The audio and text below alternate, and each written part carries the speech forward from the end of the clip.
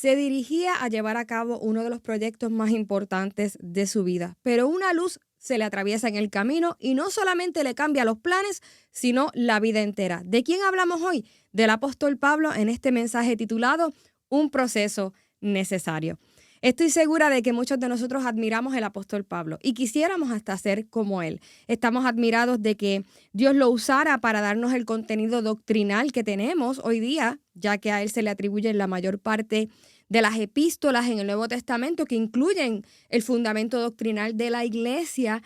Y es muy bueno que nosotros podamos tomar su vida como un ejemplo al cual emular. Sin embargo, no podemos pasar por alto el proceso por el cual el apóstol Pablo fue llevado. Anteriormente se llamaba, su nombre original es Saulo de Tarso por vivir en Tarso.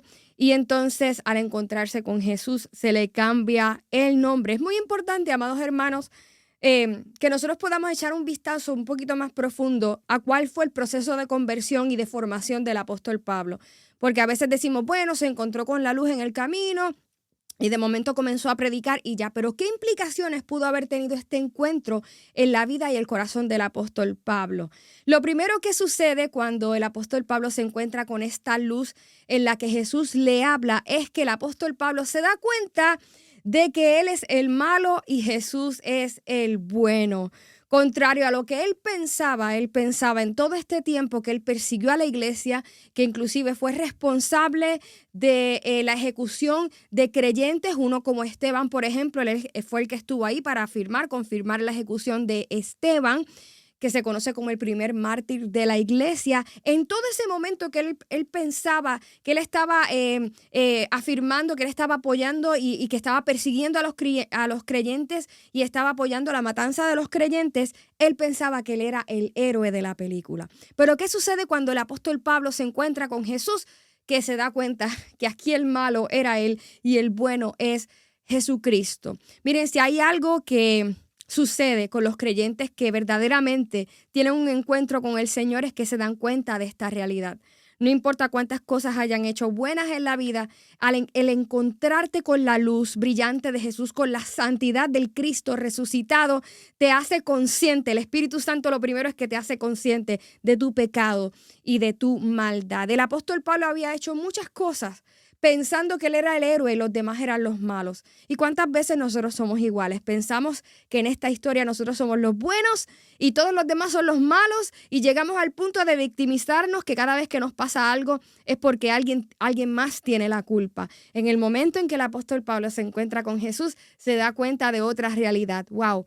Todo este tiempo yo pensé que yo era el bueno y que yo era el héroe, pero aquí el bueno y el más grande es Jesús.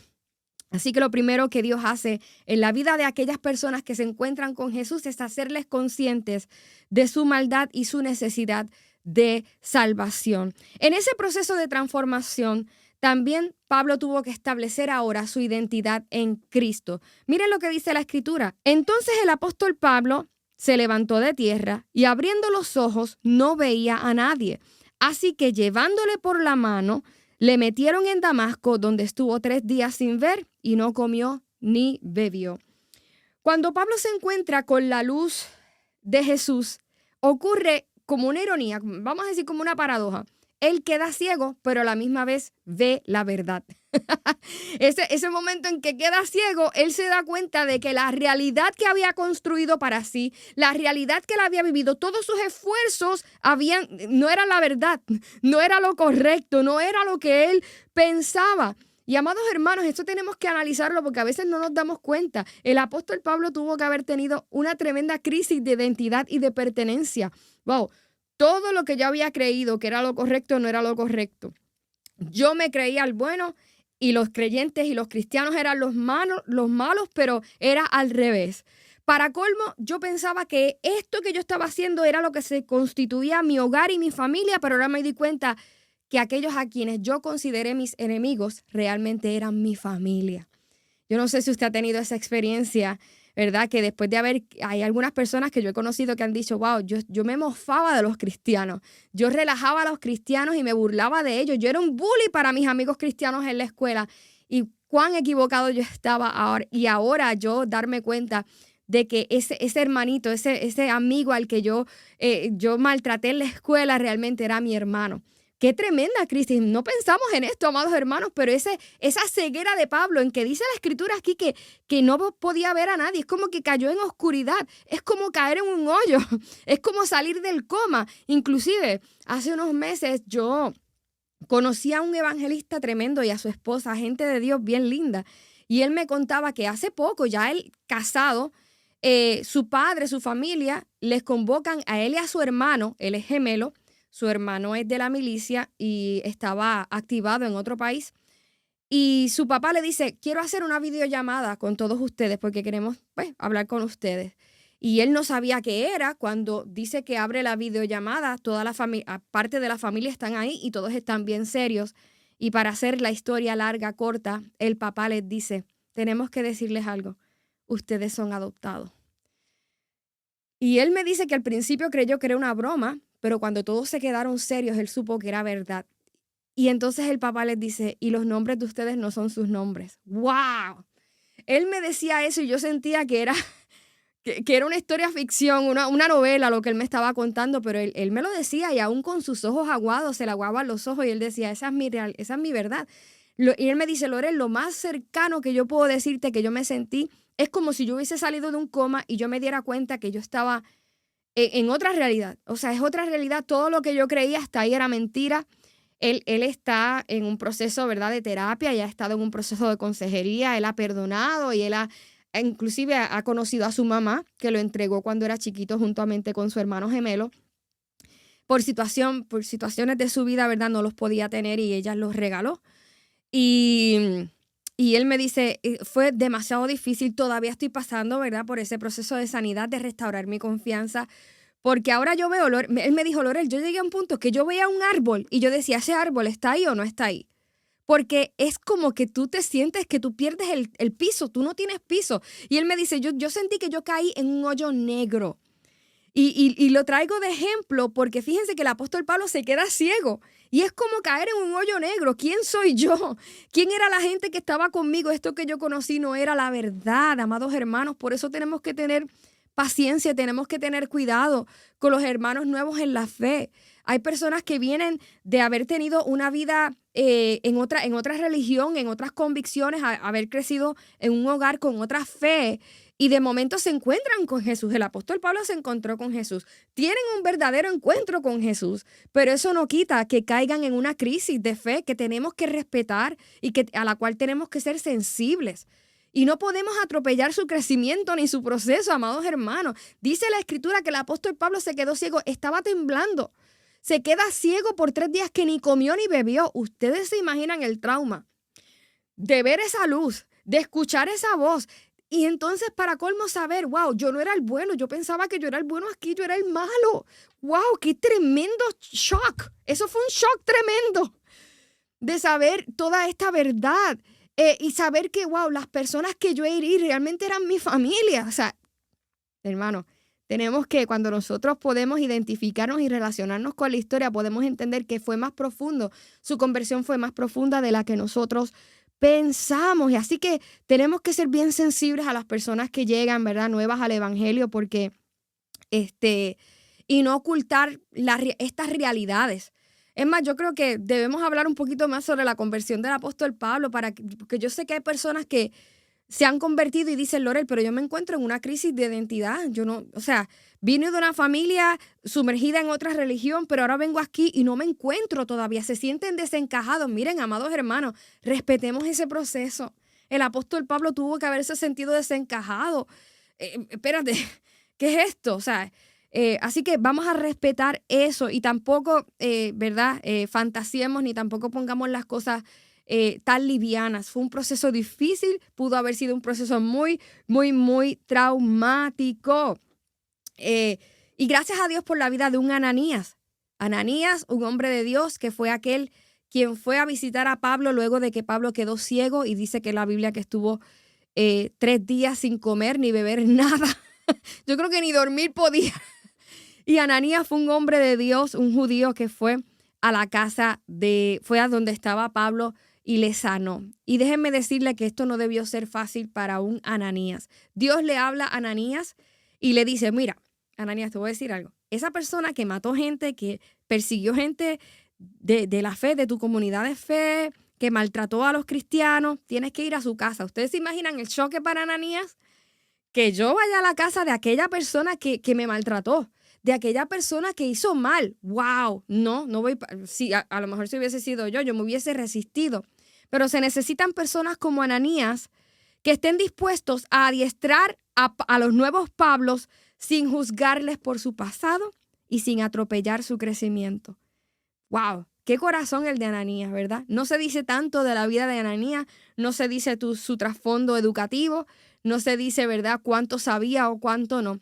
Pero Dios escogió un Ananías y a veces, wow, yo miraba esto y yo decía, qué importante fue un Ananías en la vida de Pablo. Ananías no fue cualquier persona, fue una persona que se atrevió a creer a pesar de conocer el trasfondo de Pablo. Y esto no es poca cosa, amados hermanos. Así que dale gracias a aquella persona que creyó en ti cuando los demás no creyeron. A veces nos enfocamos en los que no creyeron.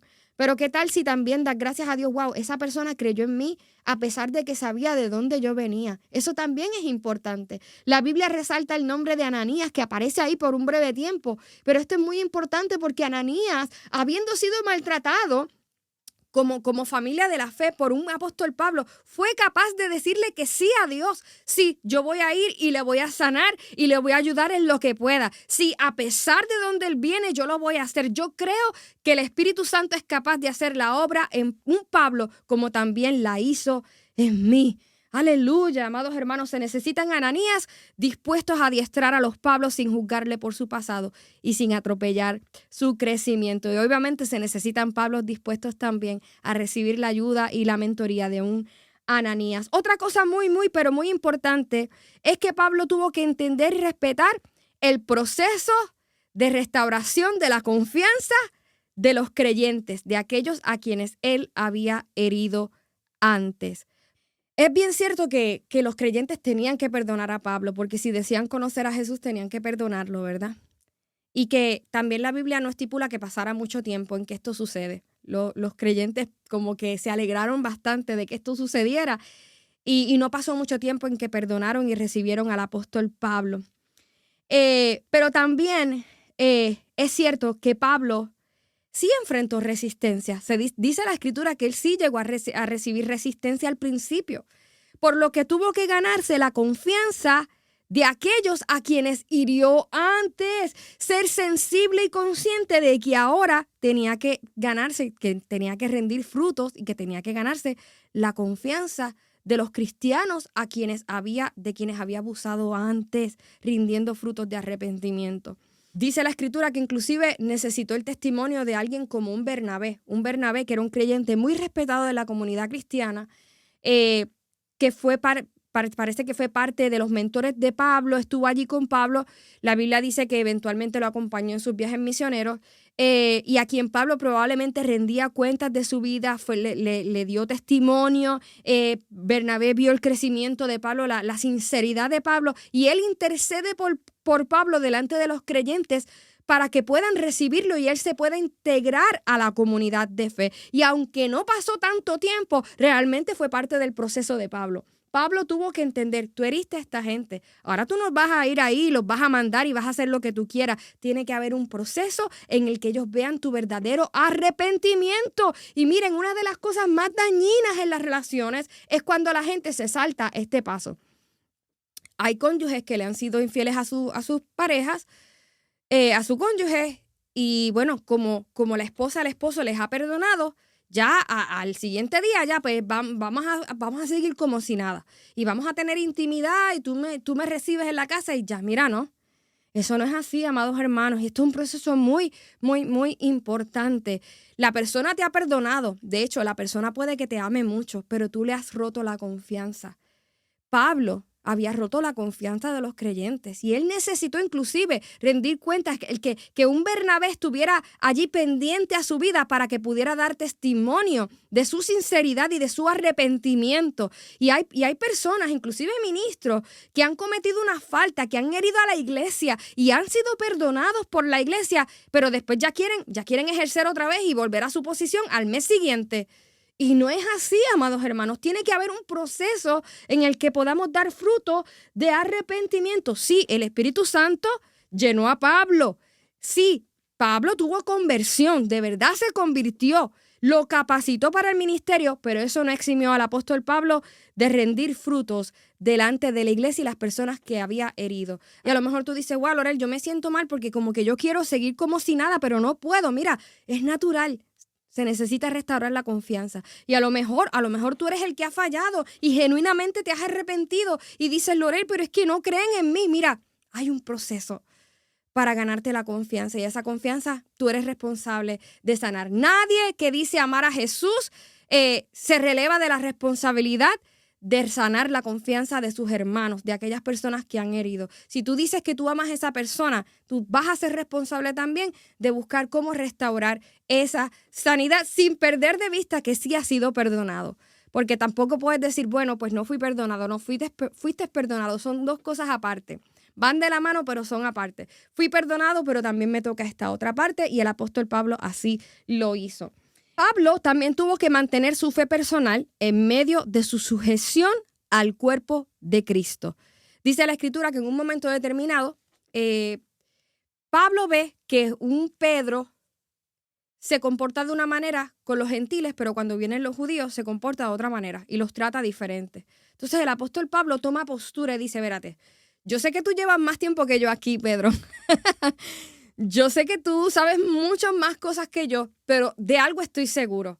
Esto no es correcto, esto no está bien. Y confronta al apóstol Pedro. Así que para nosotros, parte de la formación y la obra del Espíritu Santo en nosotros es llevarnos a mantener una fe personal en medio aún de nuestra sujeción al cuerpo de Cristo. O sea, nosotros nos sujetamos, pero también tenemos la firmeza de conocer lo que está bien y lo que está mal y nosotros mantener una postura acorde con las Escrituras independientemente de quién venga. Dios te puede usar mucho, yo te respeto, esto no me quita el respeto hacia ti, pero esto está mal. Y yo no voy a hacer esto porque esto no es correcto. Esto no es lo que la Biblia demanda de nosotros. No podemos ser hipócritas. No podemos decir que amamos al Señor y que amamos a la gente, pero entonces tratarlas diferente cuando viene el otro. Ok, te amo aquí en lo privado, pero entonces cuando estoy en público no te amo. Mira, y esto es vital hasta en nuestras relaciones. Una persona que te dice que te ama, no, él me ama porque él es cuando está conmigo me trata súper bien, pero cuando está en público se avergüenza de ti. De hecho, el mismo Jesús nos dice eso, dice que aquella persona que se avergüenza de mí en público, yo me avergonzaré también delante del Padre. Miren cuán importante, y el apóstol Pablo mantuvo una fe personal en medio de su sujeción al cuerpo de Cristo. Por otro lado, Pablo reconoció el valor de los que no tenían el mismo ímpetu que él. Dice la Escritura que en el primer viaje misionero de Pablo le acompañan Bernabé y su familiar Juan Marcos, el joven Juan Marcos, que algunas personas entienden que era primo de Bernabé y otras personas piensan que Bernabé era como tal el tío de Marcos. Pero independientemente de eso, Bernabé y Marcos eran familia y le acompañan al apóstol Pablo en su primer viaje misionero, pero a mitad de viaje Marcos es como que se le da flojera y se va con su mamá. Ya en el segundo viaje Pablo dice, este no vuelve con nosotros, este es un flojo, este no sirve para nada. Parafraseando yo aquí. Este no sirve para nada, pero al final casi de su ministerio, Pablo vuelve a llamar a Juan Marcos, que de hecho se entiende que Marcos es el que escribe, ¿verdad? El evangelio que lleva su nombre, recopilado de lo que aprendió de Pedro. ¿Quién sabe si para ese tiempo en que el apóstol Pablo prescindió de él se juntó más con Pedro? No lo sabemos.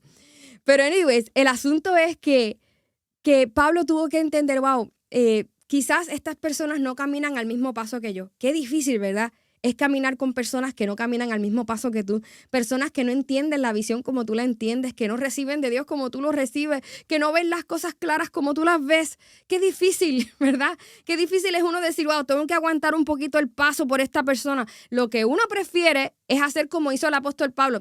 Fíjate, eso es un flojo, yo no vuelvo a contar con él. Pero el apóstol Pablo tuvo que entender lo siguiente, que la perseverancia en la fe es tan o más importante que la rapidez en la fe. Marcos quizás no tenía la misma fuerza y el mismo aplomo y el mismo paso del apóstol Pablo, pero era un joven que perseveró en la fe y eso también era necesario. Así que toma también en cuenta eso. Hay personas que no van a caminar al mismo paso que tú, pero son personas que están llenas de fe y amor por el Señor. Y eso también es parte de un proceso necesario. Adoración Backstage.